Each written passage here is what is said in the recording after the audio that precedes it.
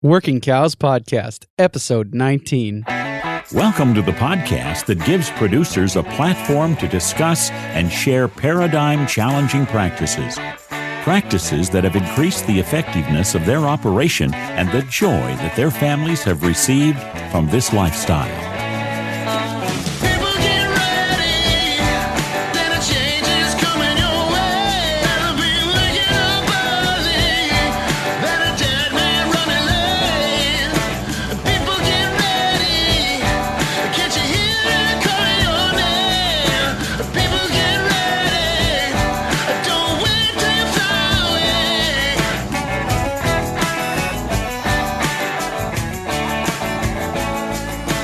This episode has been brought to you in part by Kamak Ranch Supply. Check out their website at kamakranchsupply.com. This episode is also brought to you by chriswilliamsaudio.com. Head on over to chriswilliamsaudio.com for all your audio production needs. Hey everybody, glad to have you along with me for this episode. Today my guest is Tim Hoven. Tim runs Hoven Farms near Eckville, Alberta, Canada. Hoven Farms is a mixed farm. They grow 100% grass-fed cattle, free-range pastured chickens, free-range pastured pork, and an organic vegetable garden. Many people might not think it's possible, but I look forward to a great discussion with Tim Hoven regarding Canadian grass-finished beef. Tim, thank you for joining me today on the Working Cows Podcast. I'd like to give you an opportunity to introduce yourself or just tell us a little bit about your operation. What do you got going on there? Well, first of all, thank you so much for the invite to be in the show. My farm has been in the family since 1908. Our family moved up here from South Dakota. And the farm's been under Hoven management, like I said, for 110 years. It's this... I consider it a small farm. We're 2,000 acres located on the eastern side of the Rocky Mountains. We have long, cold winters. This morning it was about minus 26 Celsius, which Fahrenheit is, minus 10? Yeah, they're getting close to the same at that point. It's cold. And we've had cattle on the farm continuously for those 110 years. Back in about 1991, my father and mother took a holistic management course, and they switched from being a mixed conventional farm to being a grass ranch. My wife and I came back to the farm then in about 1996, and we started direct marketing, and people asked us, "Are you organic?" Well, we had no idea what actually was in that process, so we investigated it.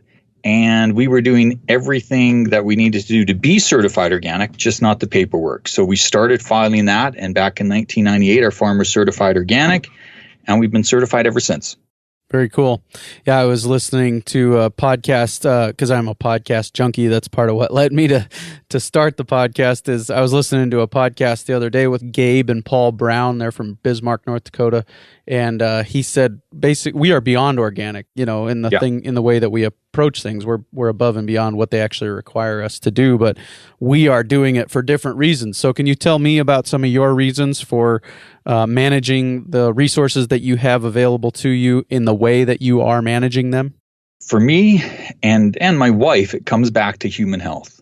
We're the top part of the ecosystem in this farm. And anything we do to the lower part, to the bacteria, to the soil, ultimately it's going to filter up and affect not just the cattle, but affect my family that's at the top of that food pyramid. So everything we do, we always keep our mind on how is this going to affect not just the health of my family, but the health of the families who buy our food. It's all about people. Sure. No, very important consideration there. And so what are some of the specific things that you are doing to manage the health of that of those microbes and those bacteria at the bacterial level all the way up to the end consumer of your product? Can we kind of go through that? Well, there's so many things. I guess number one, it's biodiversity. We have cattle, we have some chickens. Normally we have a few pigs in the summer. We've got varying species of grass. We've got deer, maybe a cougar, foxes, bald eagles. There's everything. We try to make a real healthy ecosystem that's attractive to the wildlife. And I think if we can do that, it's going to be an ecosystem that's really beneficial to the animals we grow. We use rotational grazing, or, I don't know what the proper term is anymore. Is it holistically planned grazing? Is it rotational grazing, or is it AMP grazing? The principles I try to follow is the largest number of animals on the smallest piece of soil for the shortest period of time. And how long that is, it always varies. It varies on my schedule. Do we have to get away for the weekend? Yeah, so it's 1,000 little things that all add up to be one big thing. Sure. One of the things that's really piqued my interest of late is that especially from the holistic management side of things, is that the wildlife becomes part of what you're trying to manage for, or to say it a different way, the wildlife almost become an indicator species that I'm doing something right. Can you talk about that change over the course of how you guys, when you started these holistic management practices in the mid-90s, is that right? Yes.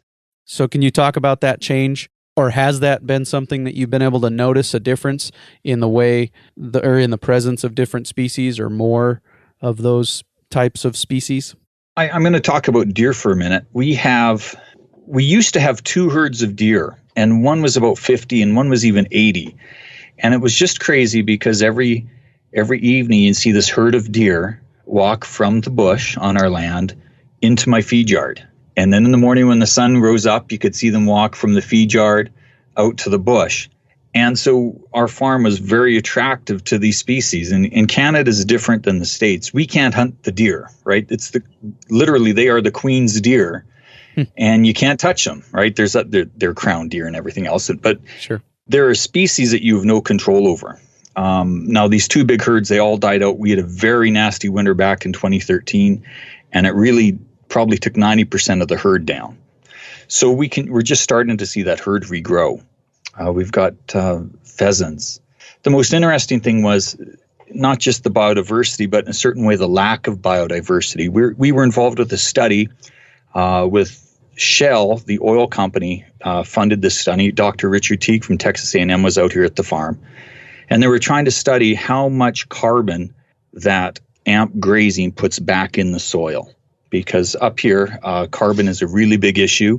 We've got massive companies that are going to be taxed $50 to $100 a ton by the government.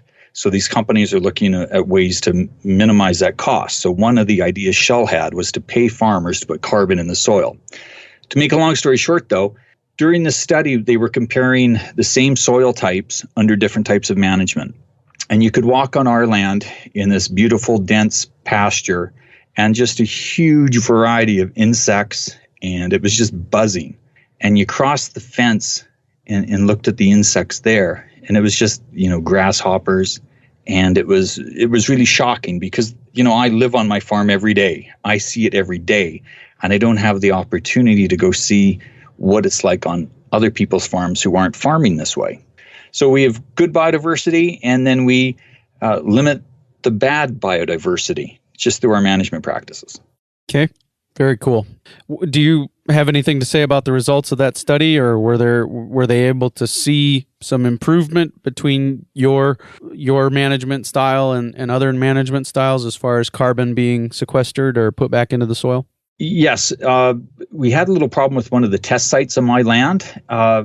The carbon in what should have been the poor paddock was completely off the charts, and it was very confusing until I remembered about 30 years ago that was where we had our silage pile, our silage pit, and we filled it in.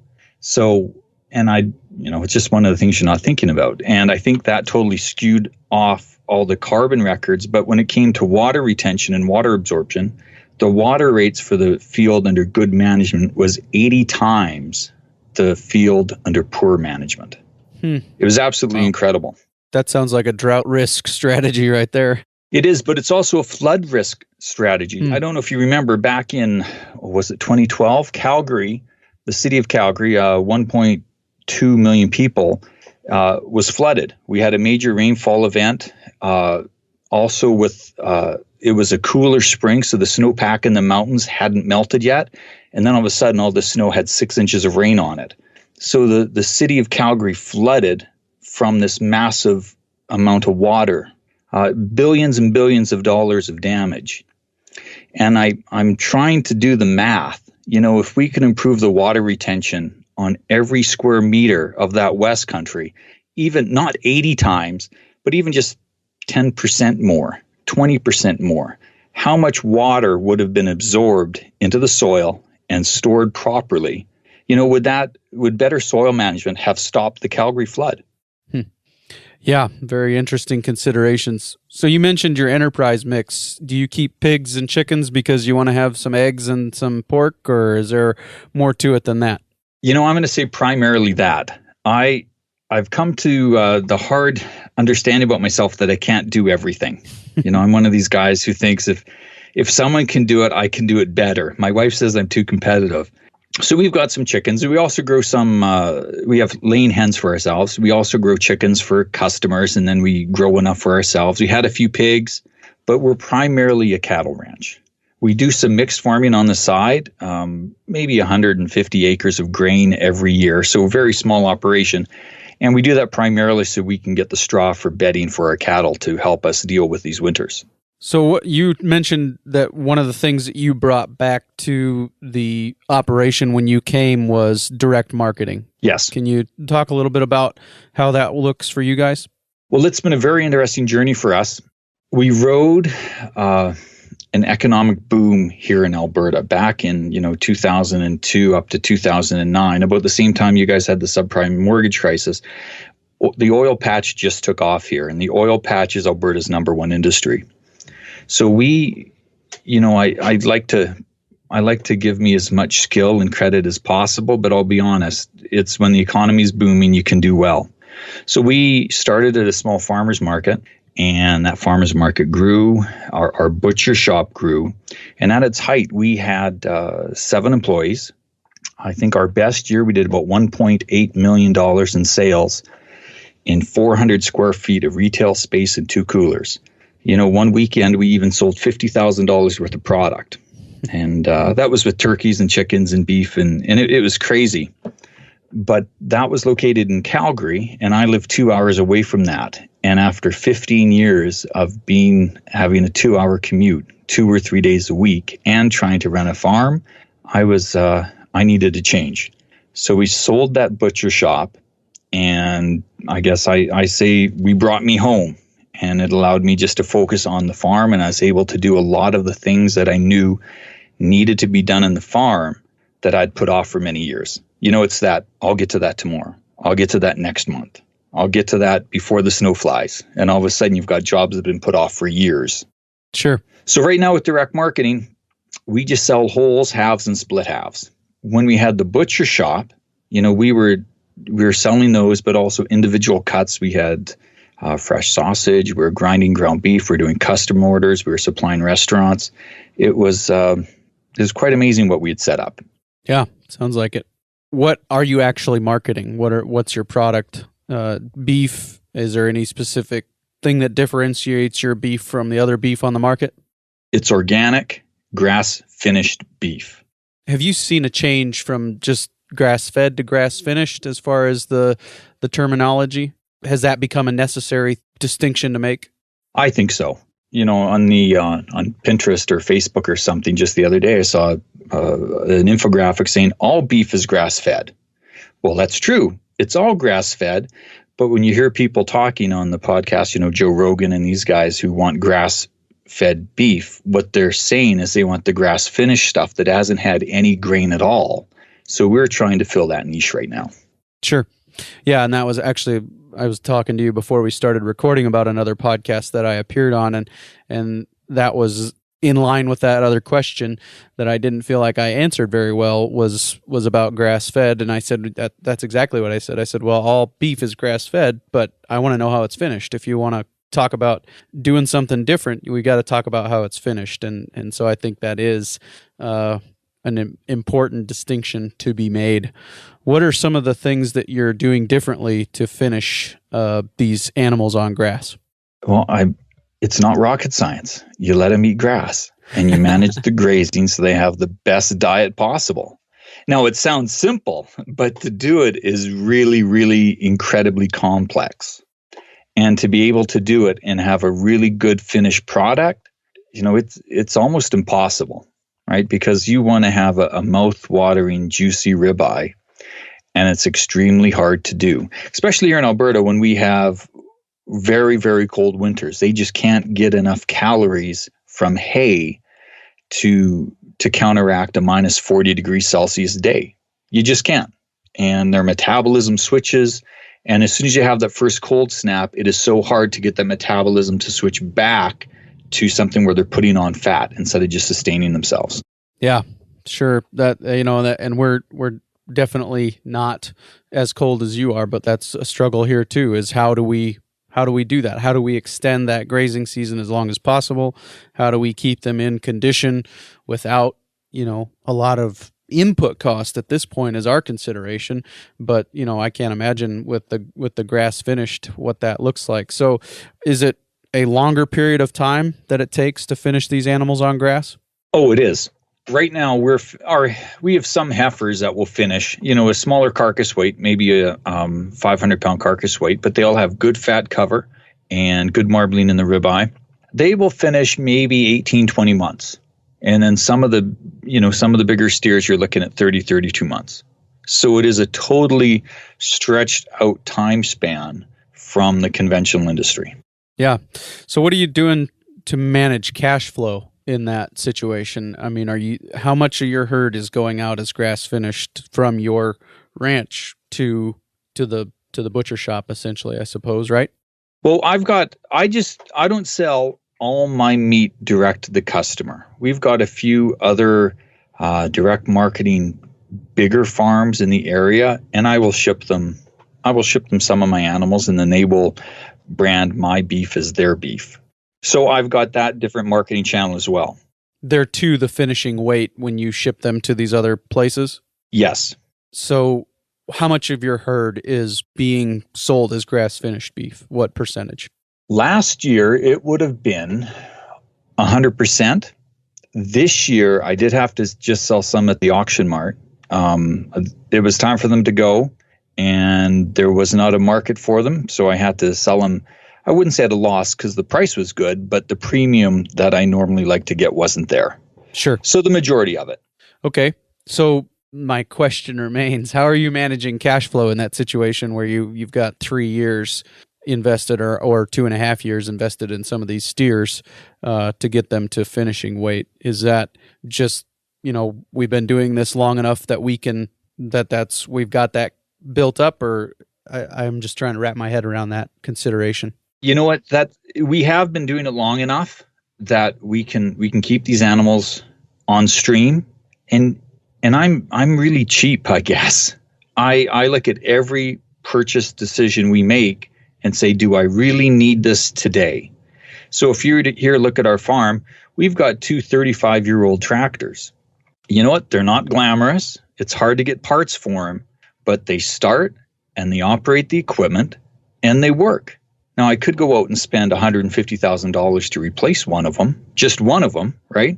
But what's that do to my cash flow? And what's more important, having the nice, shiny piece of equipment or having cash? And I like having the cash around.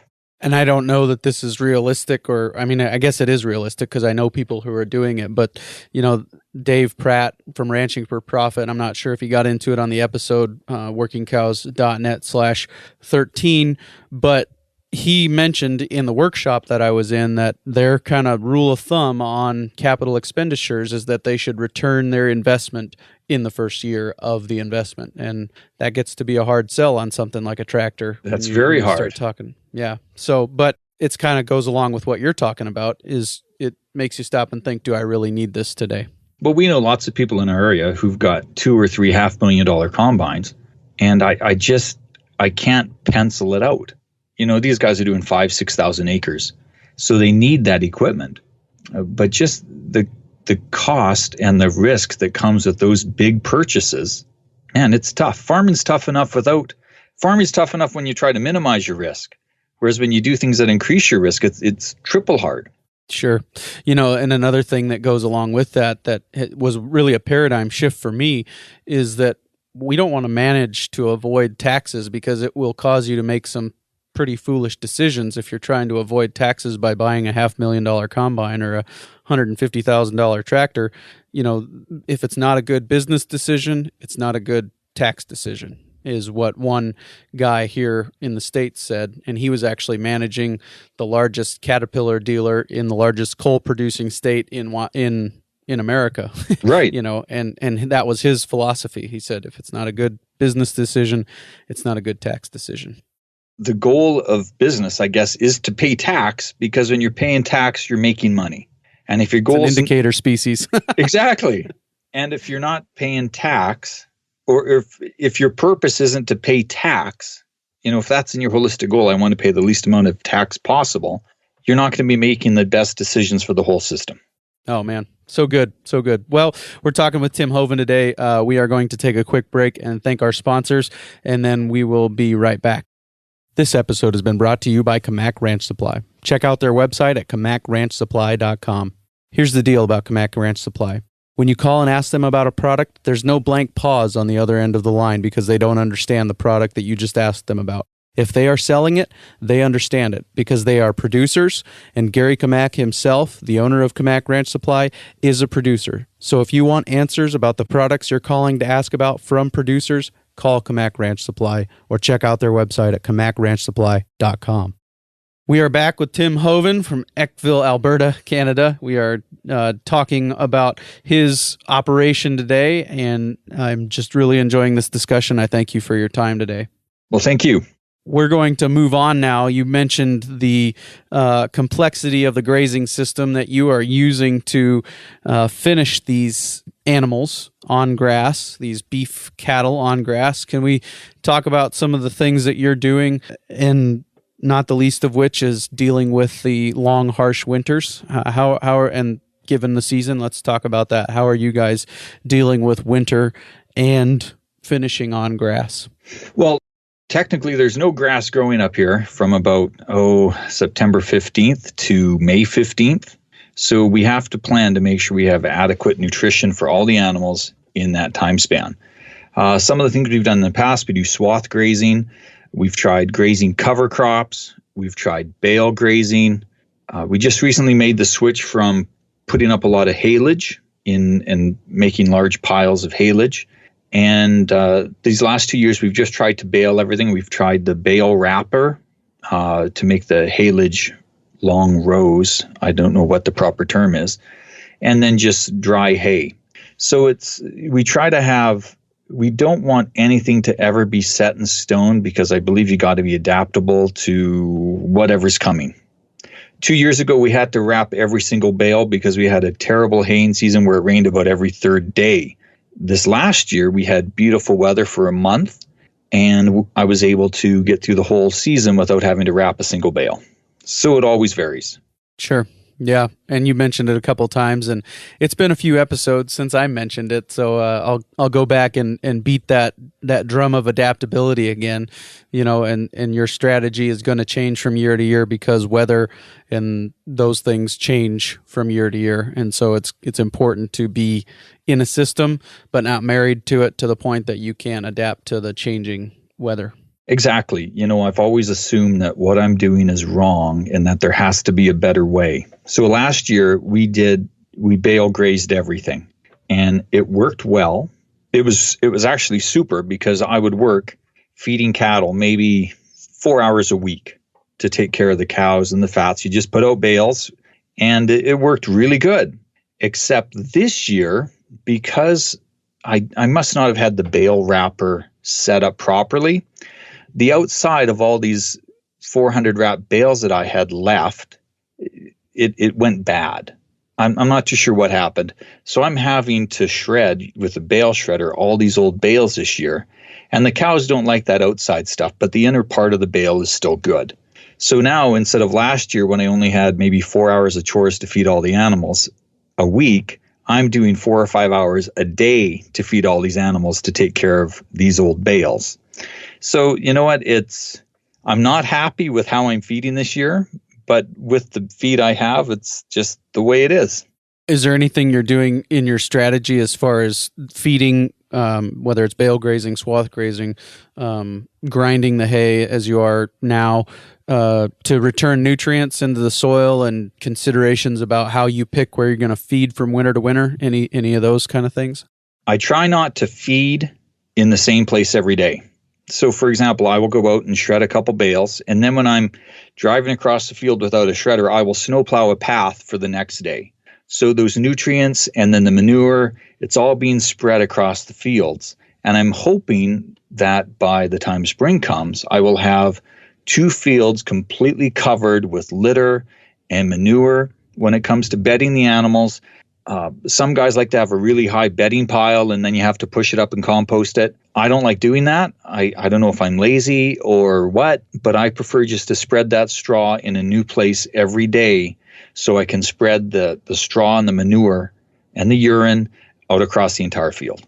Yeah, and I'll go back and reiterate that, but just because it was such a lightning bolt to me when Paul Youngnich mentioned on episode 5 the importance of urine in returning nutrients to the soil, and that essentially measures out the same as immediately available urea, nitrogen, and just how valuable that is to the nutrient return. Yeah, and I'm excited. We're going to get the drone up here as soon as the snow melts and take some good pictures of how those nutrients are spread, and then send the drone up again before we cut the hay to see if we can visibly see the difference with where we spread and with where we didn't spread all winter long. So I'm excited to take a look at that.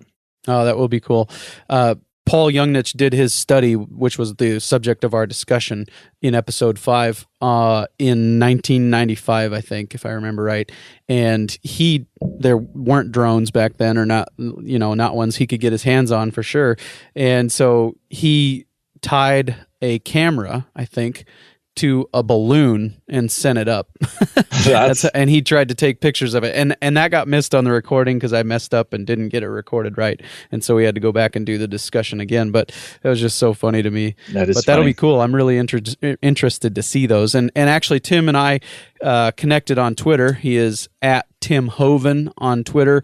And so if I'm sure those pictures will make it onto Twitter or Instagram in the near future, right? They better.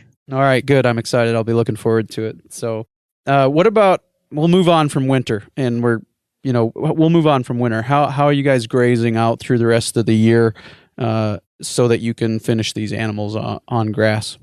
It's a matter of having a good, healthy pasture to put these animals in, letting them graze it, trample it down, get the best of the plant in their system, and then move them to the next field, to the next paddock, to the next day's grazing. You could finish the animals better not using amp grazing, I believe. Let me say that again. I don't know if amp grazing is the best thing to finish grass fats on because you're forcing them to eat less desirable plants. If you really wanted to finish well, put them in a field, they would choose, they would selectively graze, and then you can move them on. But you wouldn't get the utilization of pasture that you need to properly manage your farm. So it's a trade-off, right? Sure. Are you moving every day? Yes, I do. And are you running as one herd? Are the animals all one herd, or are there 2 herds or more than that? We have 2 herds, and then in about August, I take some heifers and I have a 3rd herd then because I want to keep them separate from the regular cow herd because I have a really nice heifer bull that I like to use. Sure. So we go to 3 herds then. Gotcha. And it's a time commitment to go out and move those animals every day. It's 2.5, 3 hours every day. By the time I drive there, check everything, put up the fence, check the water, go to the next field, to the next group of cattle, it takes time. So it is a commitment. How much time does it take to train those animals to the electric fence? Because these animals have always been on my farm and they're born and they used to electric fences that year, I don't think we have any training issues at all. The biggest thing for us is during the winter when the ground freezes, the calves don't have enough weight to complete the circuit. So electric fence and, 400-pound, 500-pound animals just doesn't seem to work up here with our winters. But as soon as they get a little bit bigger, then they have enough weight that the electricity goes through them. Sure. So I wish I could find a solution to that because it's really frustrating. But other than redoing everything and redoing all my fences to put 2 wires instead of 1, which leads to other issues. So, I think it's a problem I'm content to have. Sure. Yep. Well, I appreciate your time today, and I think we've been talking about granular detail here, and I would like to take some time and talk about big picture. Okay. How does all of that relate to saving the world, starting with the dirt under our feet? You know what? I had forgotten that was on my Twitter profile, because I wrote those words when I started Twitter, probably 2007, 2008. So I was thinking about that a really, really long time ago. I guess it came to the belief that I can't control anything but my actions, right? I can't control my wife. I can't control my kids. I can influence them, but all I can control is the decisions I make and how I implement those decisions. So that's what I try to do.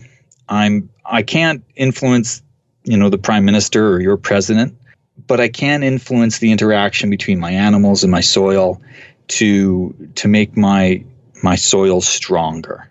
So that's what I try to do.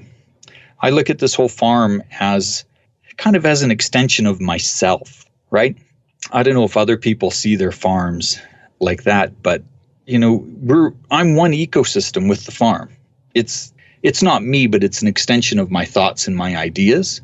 And if I can make good decisions, I can make everything better for all the life on my farm.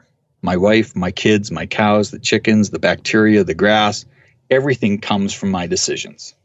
And how I react to crises when they happen, right? When you don't have rain, when you're running out of feed, how do my decisions make the situation good, or at least better?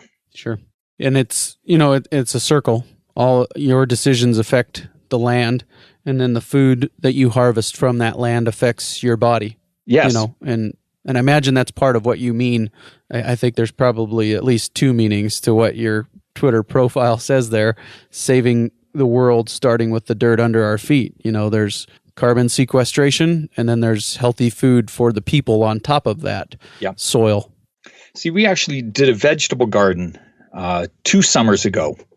We read, and now the name of the book slips my mind. Anyhow, we started a vegetable garden because I wanted to see if it could be done, right? How good of food can you grow from? How good are the soils when it comes to growing vegetables? I guess that's the question I wanted to answer. So we, my wife and the 2 kids, we worked up worked up about 4 acres, and we got to work. And I tell you, we had some of the most amazing vegetables, the most flavorful vegetables you could imagine. And it was really exciting. But we worked ourselves to the bone.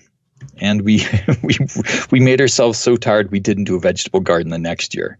We were going to farmers markets to sell the product, and all of a sudden it brought back to owning the butcher shop down in Calgary and the need to have a good distribution system to sell your food.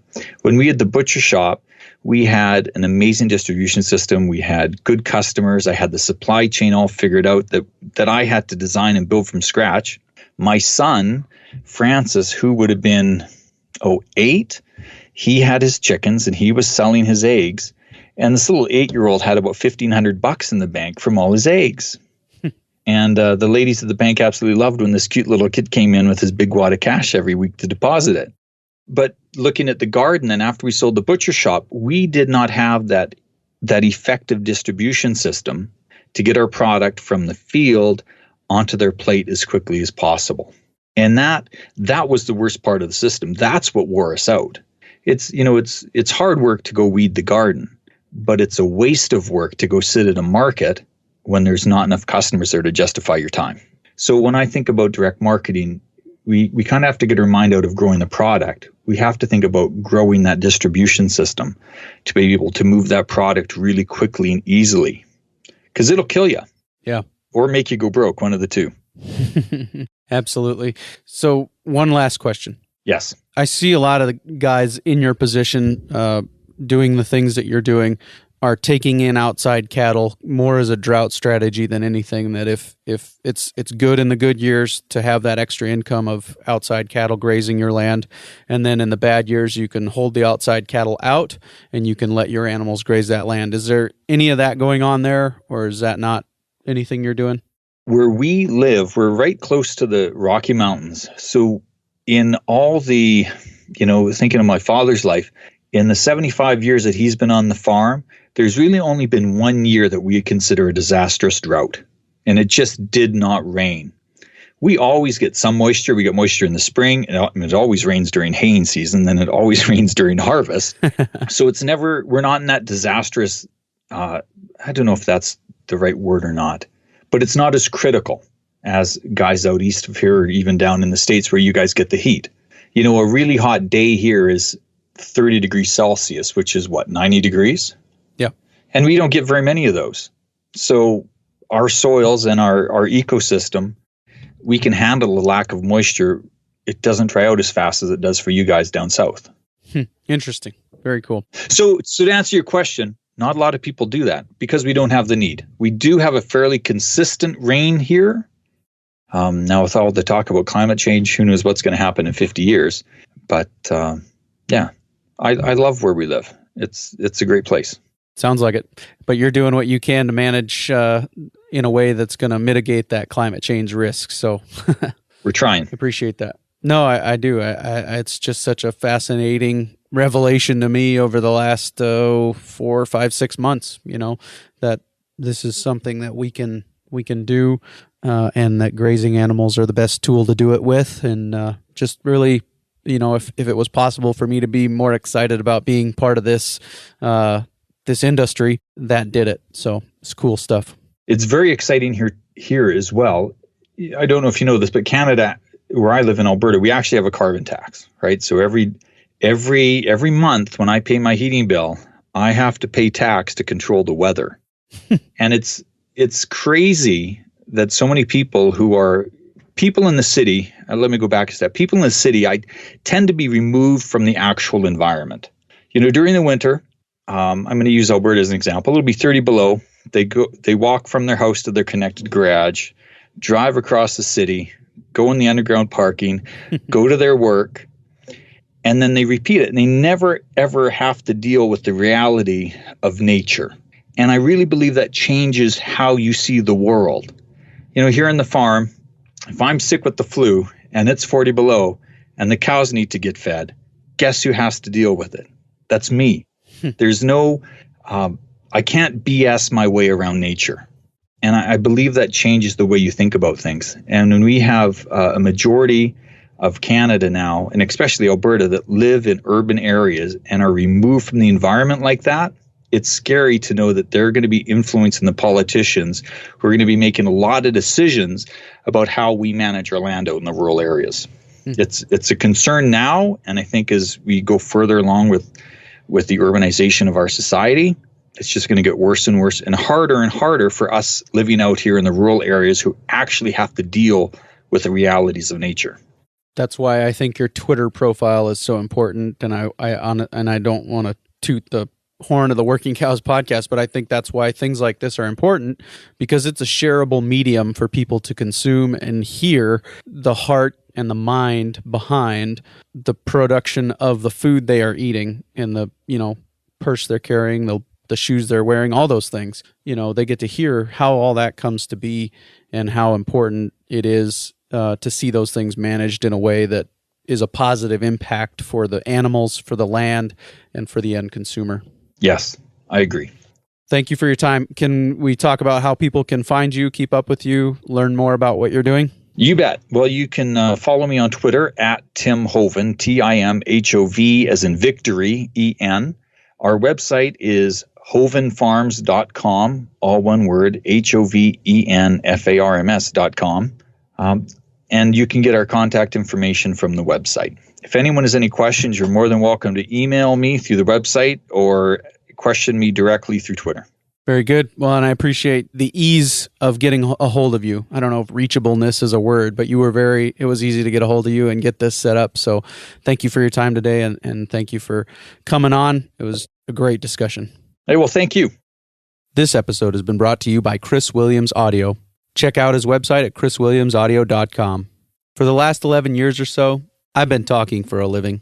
I've gained some skills in talking. I can form a sentence, I can think on my feet, I can respond to questions, I can come up with new questions. All that time developing my speaking craft has not left me a lot of time to figure out how to make audio sound great. If you're a musician, podcaster, or filmmaker, making your product sound great is crucial. So you stick to what you know, and let Chris Williams stick to what he knows, making your product sound great. Head on over to chriswilliamsaudio.com for all your podcasting, music production, and film audio needs. I would encourage you to check out hovenfarms.com, and Tim Hoven on Twitter is a very informative follow. If you are into following people on Twitter, Tim is definitely one of those that is worth following, always educating himself and putting out new things that he's learning and articles he's reading and seminars he's sitting in on. So I would encourage you to do that. To find all the links, all the relevant links, I would encourage you to check out the show notes page again, workingcows.net/19, workingcows.net/19. Next week, very excited to welcome Jim Garish to the show. Jim Garish on the Working Cows podcast, and we will be discussing an introduction to his book, Kick the Hay Habit. So I am excited to introduce next week Jim Garish on the Working Cows podcast. We invite you to visit workingcows.net to subscribe to the show via iTunes or Stitcher. You'll also find detailed show notes pages, resources from our guests, and the industry leaders who have influenced them. For more ideas on putting your cows to work for you in a more profitable way, tune in next week.